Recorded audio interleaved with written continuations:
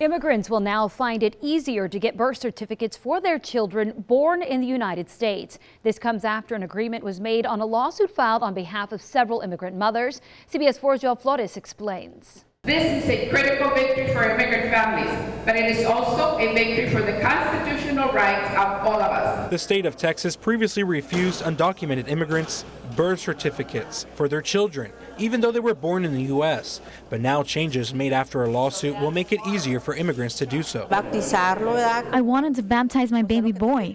I couldn't before because he didn't even have a document with his name on it. Now this will be the first thing I do. Those people couldn't get the birth certificates for their children born here without going back into the drug war. But this victory wasn't easy. It took a lawsuit filed last year by the Texas Civil Rights Project on behalf of 24 immigrants to reform a series of rules created by the Department of State Health Services Vital Statistics Unit. Birth certificates are the way that we show who our children are, what our relationships to them are, how we get them baptized, how we get them registered in school, public benefits, Section 8 housing.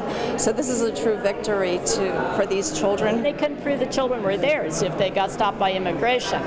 And if the child was deported with the parents, how to ever get them back here? In 2013, DSHS began enforcing a strict rule that required immigrants to present a passport with a valid U.S. visa to obtain the critical document that's needed to vaccinate and enroll children into the public school system. DSHS also stopped taking Mexican consulate identification as valid proof of identity, which caused even more difficulty for those like Maria Francisca Rodriguez and her 1-year-old Gustavo.